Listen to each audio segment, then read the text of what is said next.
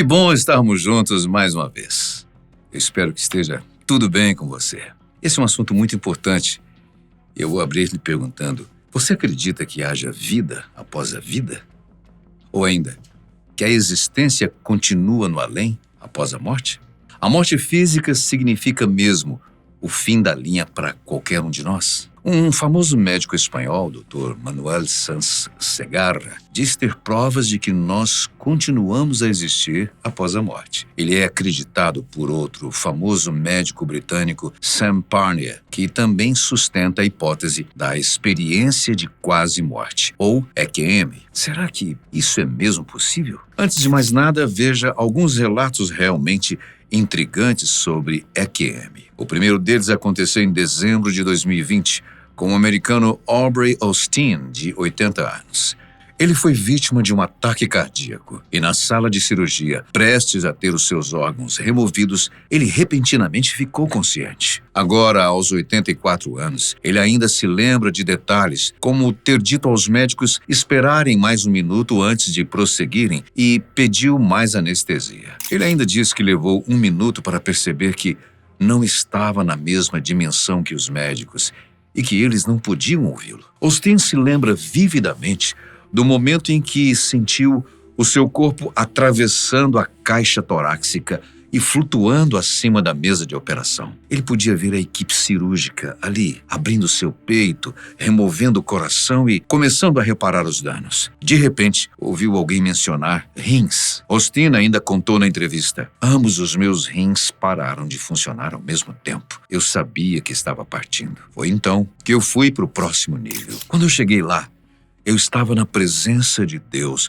uma presença poderosa, com uma luz brilhante irradiando atrás dele. A luz era mais intensa do que qualquer coisa que eu já tinha visto na Terra, mas não era ofuscante. E lá estava o anjo mais doce, que me confortou e disse: relaxe, tudo vai ficar bem, e que eu teria que voltar. Hoje eu sei que fui enviado de volta para compartilhar a minha experiência com os outros. Mas nem todos têm a mesma viagem transcendental e tranquila como foi a de Aubrey Austin. Aqui no Brasil, o engenheiro Adriano Pavel, de 44 anos, teve uma experiência de quase morte que resultou numa consequência negativa. Ele desenvolveu transtorno de estresse pós-traumático e distúrbios do sono. Segundo Pavel, ele estava numa viagem de férias quando se afogou num passeio de escuna. Tudo que ele se lembra é que foi parar num lugar horrível, escuro, sujo, fétido, onde ele viu um grande número de pessoas que gritavam e choravam sem parar. Muitas dessas pessoas estavam presas a correntes. Um homem em particular olhava fixamente para Pavel e ria, como se estivesse zombando do engenheiro. Ele disse: logo iriam levá-lo. Mas quem? E levar-me para onde? Pavel, que foi salvo pelos médicos, hoje afirma que esteve no inferno, ou pelo menos no alpendre de entrada dele. Ele diz que, depois disso, nada nunca mais foi igual. Ele tem muita dificuldade para dormir e, quando consegue, tem pesadelos com aquele lugar. Ele ainda diz sentir a falta de ar ocasionalmente e que se sente vigiado pelo mal. Ele não gosta nem de falar sobre o assunto, pois teme que as pessoas pensem que ele teve essa experiência por ser alguém mau. Ele se defende: eu não sou uma pessoa ruim. Eu espero que tudo se ajeite, eu espero ser bom e também ser mais próximo de Deus. Orlando Martins voltava para casa depois de um dia cansativo de trabalho, quando, a 2 esquinas da rua onde morava, um automóvel cruzou o semáforo vermelho e colidiu com a moto em que ele estava. Orlando teve 2 paradas cardíacas até chegar ao hospital mais próximo e que estava, por sorte, a menos de 1 quilômetro de distância. A equipe médica que o atendeu foi rápida e os procedimentos começaram imediatamente. O corpo de Orlando não teve ferimentos sérios, a não ser um dos braços que teve uma fratura. Mas o pior é que ele sofreu uma séria concussão na parte inferior da cabeça e chegou ao hospital apresentando traumatismo craniano, além das 2 paradas cardíacas, que poderia ter tido uma terceira, um quadro clínico nada favorável. A sala de cirurgia se tornou um palco de gente correndo para lá, para cá, médicos sobre o corpo de Orlando, um deles fazendo uma incisão na altura do tórax. O monitor dos batimentos mostrava que a pulsação estava muito, muito lenta, com os bips cada vez mais distantes um do outro. Num dado momento, o bip se tornou longo. Orlando estava morto. O mais incrível é que ele mesmo contou esse terrível momento posteriormente. Ele estava vendo tudo isso acontecer. Enquanto pairava sobre a maca onde estava sendo operado, ele viu e ouviu tudo. Ele tentou de todas as formas se fazer ouvir, mas a sua voz, por mais alta que parecia soar, não era ouvida pela equipe médica. Assim que o monitor de pulsação se tornou um bip contínuo, ele ouviu uma voz dizendo: "Esse não é o momento." Instantes depois, os seus olhos se abriram na mesa de cirurgia e o bip do monitor cardíaco voltou a pulsar quase que normalmente. Claro, tudo isso para o espanto e alegria dos médicos e assistentes que faziam de tudo para reanimar Orlando. O que Pavel, Austin e Orlando tiveram, e que cada vez mais está sendo observado e creditado por vários médicos ao redor do mundo, foi o que a medicina chama de experiência de quase morte. Isso ocorre quando os médicos conseguem trazer alguém de volta à vida após o coração parar de bater e a respiração cessar. Isso é algo que pode acontecer em várias situações, não apenas durante um ataque cardíaco. Desde que a ressuscitação cardiopulmonar, ou RCP, foi inventada em 1960, milhões de pessoas ao redor do mundo relataram ter vivido experiências semelhantes. O Dr. Sam Parnier, que também é médico intensivista da Universidade de Nova York, tem estudado esse fenômeno por décadas. Ele é o autor principal de um novo estudo que busca entender o que ele chama de consciência oculta da morte, medindo a atividade elétrica no cérebro quando o coração e a respiração param. Ele diz que muitas pessoas descrevem a mesma coisa. Elas sentem uma consciência mais intensa e vívida e os seus pensamentos ficam mais claros e nítidos. É como os pacientes relatarem uma sensação de separação do corpo, podendo ver e ouvir médicos e enfermeiros, e descrevem o que estava acontecendo com uma perspectiva de 360 graus, que para elas é inexplicável. Além disso, muitas vezes revisitam toda a vida, lembrando de pensamentos, sentimentos e eventos que normalmente não conseguiriam acessar, começando a se avaliar com base em princípios de moralidade e ética. É como se elas tivessem uma compreensão global do próprio comportamento ao longo da vida, onde não podem mais se enganar, comentou o Dr. Parnier. Algumas pessoas também relatam ter visto um ser divino. Parnier observa que essa visão pode variar. Se você é cristão, pode dizer que viu Jesus. Se é ateu, pode descrever um ser incrível de amor e compaixão. Esses relatos têm sido comuns nos últimos 60 anos. Dá para imaginar a quantidade de pessoas que tiveram a mesma experiência antes que equipamentos de suporte à vida fossem inventados? Como teriam sido as experiências de quase morte na ancestralidade? Impossível afirmar, né? Mas há um relato sobre o mais antigo registro de uma EQM encontrado na obra A República, livro 10, de Platão. Nele, o filósofo nos apresenta um fascinante relato de uma experiência de quase morte através da história de Er, um soldado da Panfilha. Er foi morto em batalha, mas surpreendentemente, retornou à vida para contar a sua experiência no além. Esse é considerado um dos primeiros registros escritos de uma EQM. Segundo a narrativa de Platão, Er foi levado para o submundo, onde viu almas sendo julgadas e encaminhadas para diferentes destinos conforme as suas ações na vida. Algumas almas eram recompensadas com uma existência de paz e felicidade, enquanto outras eram punidas por seus erros. Esse processo de julgamento e retribuição era conduzido por juízes que determinavam o destino das almas. Er também presenciou a escolha das novas vidas pelas almas, um momento crucial em que cada alma selecionava o seu próximo ciclo de existência, com base nas experiências passadas e no aprendizado acumulado. Essa visão proporcionou a Er uma profunda compreensão da moralidade e das consequências das ações humanas.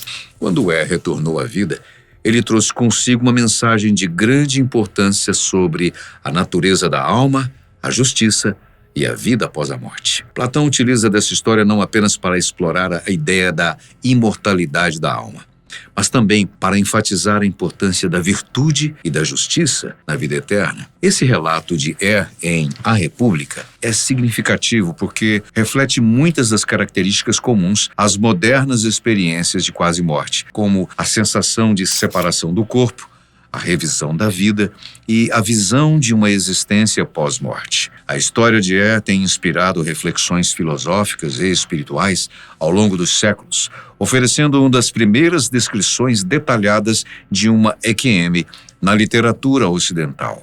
O médico espanhol Dr. Manuel Sanz Segarra, famoso por seus vários livros e palestras, diz ter provas de que a morte física não representa o fim da vida. Segundo ele, atualmente existe uma série de testes objetivos com base científica que nos permitem afirmar tal possibilidade. Depois da morte física, a nossa existência continua numa outra dimensão energética, o que hoje chamamos de universo paralelo ou mesmo multiverso. Ou seja, na nossa vida, a morte física não é o fim.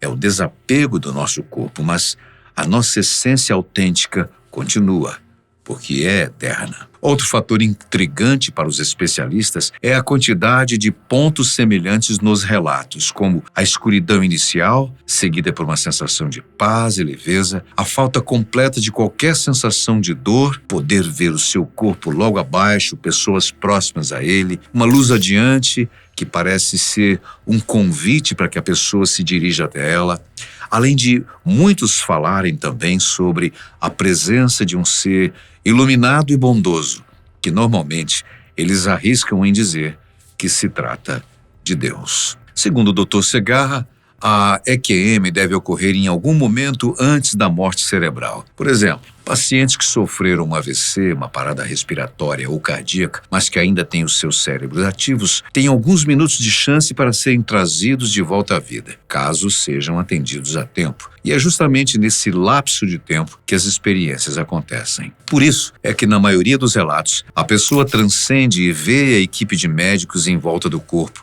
o que quer dizer que ela teve tempo de ser atendida. Mas, se essa perspectiva é a garantia de que a pessoa voltará a viver, ninguém pode afirmar.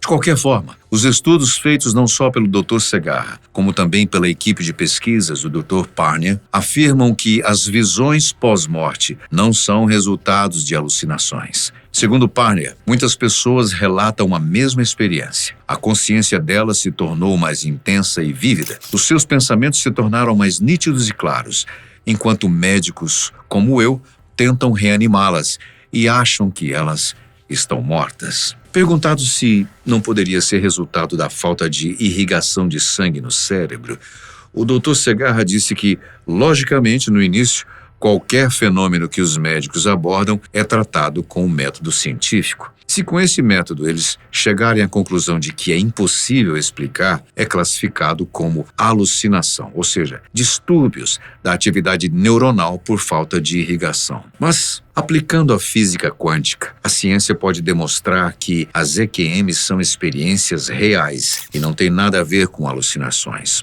Assim, a morte física não é a morte real, porque a morte real não existe.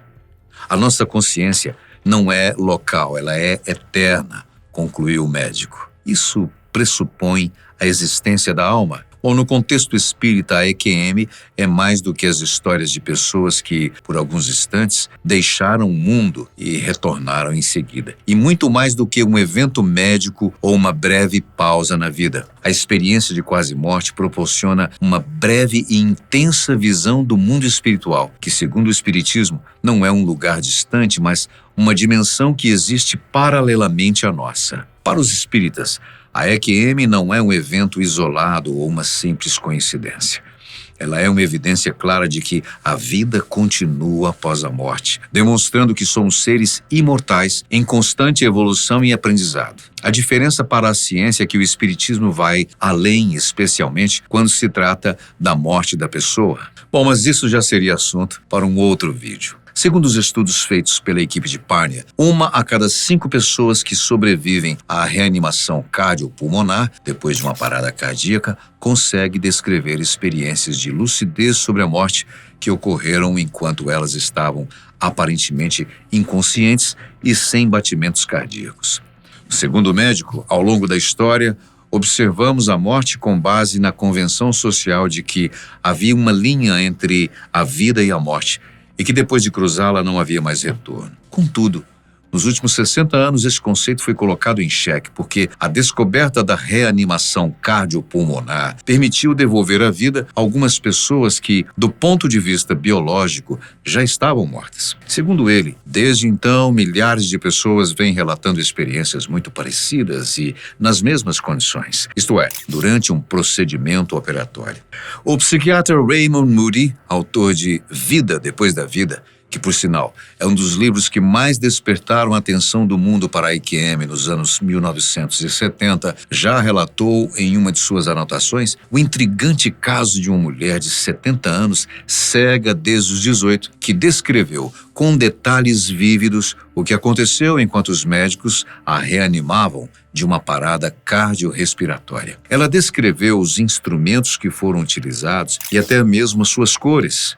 O mais surpreendente é que muitos dos instrumentos sequer foram concebidos na época em que ela ainda podia ver. Além disso, relatou acertadamente que o médico portava jaleco azul quando começou a ressuscitá-la. Um experimento recente registrou um aumento sincronizado e transitório das oscilações gama no eletroencefalograma de ratos durante os primeiros 30 segundos após uma parada cardiorrespiratória, antes que o traçado se tornasse isoelétrico, indicando a morte encefálica. Essa atividade neurofisiológica de alta frequência no estado de quase morte superou os níveis observados durante a vigília consciente, sugerindo que a privação de oxigênio e glicose pode estimular a atividade cerebral. No entanto, a causa e o significado desses fenômenos ainda são desconhecidos, o que leva a comunidade científica a divergir na interpretação das experiências de quase morte. Alguns cientistas consideram as EQM como alucinações ou fenômenos biológicos complexos. As teorias se dividem principalmente entre aqueles que acreditam que as EQMs são reações encefálicas à isquemia e aqueles que as veem como evidências de que a consciência não é produzida pelo cérebro e de que poderia haver vida após a morte. A pesquisa recente apoia a primeira hipótese, fortalecendo a ideia de que essas experiências são respostas cerebrais à falta de oxigênio. Quando comparados a pacientes com esquizofrenia e com usuários químicos, os pacientes que experimentaram a EQM, segundo o Dr. Segarra, não têm qualquer similaridade com os primeiros. De acordo com o médico, os pacientes com experiências de quase morte não possuem os antecedentes que comumente desencadeiam alucinações. É verdade que eles têm um histórico de parada cardíaca e de falta de irrigação cerebral, mas não apresentam nenhum dos antecedentes habituais que causam alucinações da prática clínica humana. Segarra ainda afirma que a estrutura de uma EQM é completamente lógica. Isso significa que elas têm uma narrativa coerente e lógica, onde um evento se relaciona com o próximo. Por outro lado, as alucinações têm uma estrutura completamente absurda e sem lógica. Além disso, as experiências de quase morte compartilham uma série de elementos comuns entre todos os pacientes.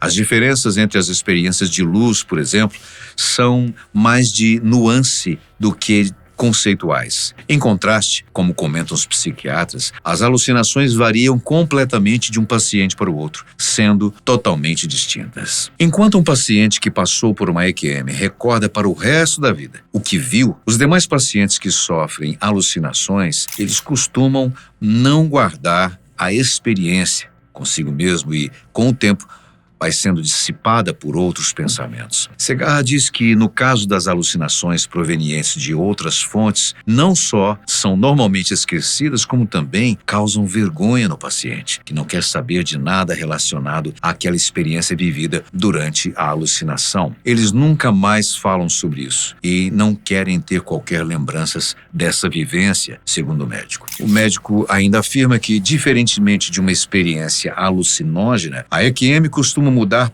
positivamente a vida do paciente que passou por ela. O impacto psicológico que ela provoca tem sido, pelo menos em boa parte dos seus estudos, positiva em relação à recuperação moral e social do paciente, especialmente em sua relação à concepção existencial, o que leva a uma mudança profunda na sua dinâmica de vida e no seu papel vital, algo que nunca acontece com a alucinação. Numa espécie de conclusão, o Dr. Segarra, que é um tipo de discípulo de Einstein, é contundente, dizendo: Albert Einstein disse uma frase maravilhosa que eu compartilho totalmente. Não existe causalidade. A causalidade e o acaso não existem. O que nós chamamos de causalidade ou acaso é a maneira como a consciência quântica universal age de forma anônima. Nós não somos conscientes disso e pensamos que é o acaso, mas uma programação feita por uma consciência quântica universal,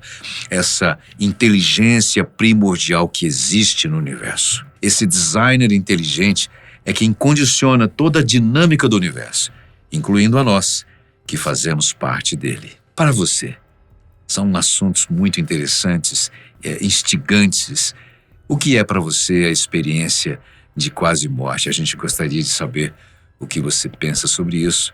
Deixe nos comentários. E, mais uma vez, obrigado pela sua companhia, sempre tão especial. Voltamos a nos ver no próximo vídeo. Obrigado.